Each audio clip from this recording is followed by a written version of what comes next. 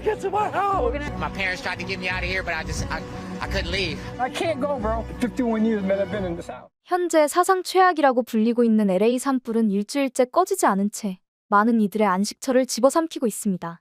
자신의 모든 추억이 담긴 터전을 화재로 잃은 사람들은 떠나지 못하고 지금 상황을 어떻게든 버티기 위해 노력하고 있을 뿐인데요.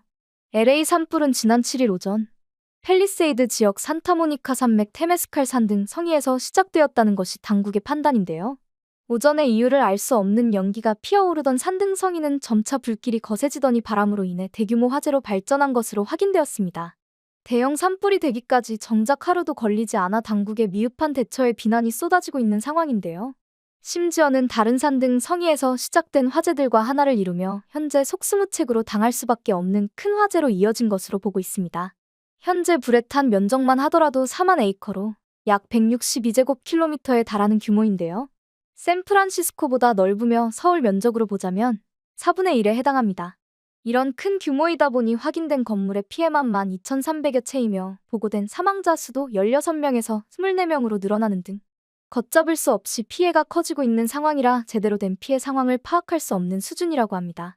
최악을 달리고 있는 현지에서는 강풍이 예고되어 확산 우려로 인한 초긴장 상태가 유지되고 있는데요. 이에 미국 국립기상청은 화재 경보 중 최상위인 적색 경보를 발령하고 주민들에게 주의를 기울여 줄 것을 당부했습니다. 이렇게 대비를 하며 화재 진압을 위한 노력을 하고 있는 중이지만 현재 상황을 들여다보면 인력부터 장비까지 턱없이 부족한 상황인데요. 특히 산불 대비 체계 역시 한두 건의 크지 않은 산불에 대한 대응책만 있을 뿐 지금까지도 대형 산불에 대한 대응책은 제대로 마련되지 않은 상황입니다. 산불 초기 진압을 위해 평소보다 4배가 넘는 물을 사용하자 수압이 낮아지는 것은 물론이고 소화 용수가 고갈되는 사태가 벌어졌는데요. 심지어는 현재 소화 용수가 없어 제대로 된 진압에 어려움을 겪는 중이라고 합니다. 이에 마지막 수단을 사용하게 되었는데요. 바로 해수를 끌어올려 소화 용수로 활용하는 방법이었습니다. 윌스트리트 저널에 따르면 LA 카운티 소방당국은 화재 진압을 위해 해수를 다룰 수 있는 소방헬기 2대를 배치했다고 밝혔는데요. 사실 해수는 이론상 화재 진압에 사용될 수는 있지만 가급적이면 피하는 것이 일반적입니다. 해수로 인한 염분으로 물투하기와 소방펌프 등 금속 장비들을 손상시키는 일들이 많기에 피하는 것인데요. 더군다나 소금이 물의 냉각 효과를 감소시키는 능력을 가지고 있으며 토양에 흡수되면 염분이 높아져 식물이 제대로 자랄 수 없는 환경으로 만들기에 득보다는 실이 많은 일이기도 합니다. 하지만 현재 산불이 잦아들 기미를 보이지 않자 결국 최후의 수단으로 이 헬기들을 배치할 수밖에 없었던 것으로 보이는데요. 이 외에도 당국이 최후의 수단들을 끌어모아 해당 불길을 잡는 것을 최우선적으로 생각하고 있음을 확인할 수 있는 상황이 펼쳐지고 있습니다. 화재 집안 초기에는 2천여 명 정도의 인력만 투입되었으나 현재 9개 주에서 14,000명의 소방관들이 동원된 것으로 확인되었는데요. 소방차는 1,354대, 항공기 84대가 사용되며 진압을 위해 빠르게 움직이고 있다는 것을 알 수 있었습니다. 동원된 인원은 이것으로 끝이 아니었습니다. 지스탱 트리도 캐나다 총리는 자국 소방관 60명을, 볼로디미르 젤렌스키 우크라이나 대통령은 자국 소방관 150명을 파견해주기로 했으며 멕시코 또한 자국의 소방관을 지원하기로 결정했다고 하는데요. 하지만 이런 상황에서 논란이 되고 있는 최후의 수단도 있었습니다. 미국 CBS 뉴스 등에 보도된 내용에 따르면 캘리포니아주의 교생부에서 공식적으로 지원 인력 110명을 포함하여 죄수 939명을 일시적으로 석방해 이번 산불 진압에 투입시켰다고 알려졌습니다. 해당 죄수들은 불에 탈 만한 물건, 나뭇가지, 풀 등 화재를 키울 만한 것들을 치우고 화재 저지선을 그어 화재가 확산되는 것을 막는 역할을 맡은 것으로 알려졌는데요. 소방관들처럼 직접적으로 소방호스를 이용하는 행위는 하지 않으면서도 중요한 역할을 도맡아 하는 것입니다. 물론 해당 지원에는 성범죄 혹은 살인, 방화 등 심각한 범죄로 유죄를 받은 수감자는 투입되지 않은 것으로 확인되었죠. 현지 교정당국에 따르면 화재의 진압 업무에 투입된 죄수들의 경우 하루 근무당 복역 일수를 감면해주는 혜택을 제공해주고 있다고 밝히기도 했습니다. 또한 일당으로 최대 10.24달러가 지급되는 것으로 알려졌죠. 이는 시간당 16.50달러인 캘리포니아주 최저임금보다 낮은 금액인데요. 해당 진압의 죄수를 이용한다는 것에 대한 찬반 여론도 거센 상황입니다. 하지만 현재 인력난으로 인하여 죄수들을 동원한 것이며 예전에도 종종 죄수들의 도움으로 이런 자연재해를 이겨낸 적이 있다는 여론도 형성되는 중이라고 하죠. 현재 어떻게든 산불을 진정시키기 위해서 모든 이가 안간힘을 쓰고 있는 상황이라는 것이 이런 극적인 상황들을 통하여 알 수 있다고 보여지는데요. 하지만 정작 이미 불길이 지나간 자리에는 희망이 없는 것이 확인되고 있어 안타까움을 자아내고 있습니다. 산불이 지나간 자리는 말 그대로 형체도 알아볼 수 없는 터만 남아있을 뿐이었는데요. 이와 동시에 복구조차도 순탄치 않을 것이라는 예측이 나오고 있습니다. 다시 집을 짓는 것에 시간이 걸리는 것도 문제지만 바로 대다수의 피해주택이 보험 사각지대에 있다는 것이 알려졌기 때문인데요. 윌스트리트 저널에 따르면 주요 보험사들이 이미 캘리포니아주에서 철수했기에 대다수의 주택들이 정부가 제공하는 최소한의 보험에 의존하고 있거나 심지어는 보험이 전혀 없는 상태라고 밝혀졌습니다. 미국의 경우 피해에 대한 보상을 받기 위해서는 많은 분야의 보험을 들어야 하는데요. 만약 주요 보험사들이 빠져나갈 정도라면 그 지역에는 자연재해 및 사고가 많이 난다는 것으로 알려져 있습니다. LA도 그중 하나라는 것을 알 수 있듯이 주요 보험사들이 산불이 많이 난다는 것을 알고는 주택보험 계약이 크게 줄었었는데요. 지난 2년 동안 캘리포니아주 상위 12개 보험사 중 7개의 보험사가 새로운 보험을 내놓지 않거나 기존 정책을 갱신하지 않아 보장이 줄어들었다는 기사까지 나올 정도였습니다. 그래서인지 현재 해당 산불 피해 규모와 피해 금액은 220조가 넘어가고 있는 상황이지만 이것을 메꿀 수 있는 방도를 찾지 못하고 있는 상태인 것입니다.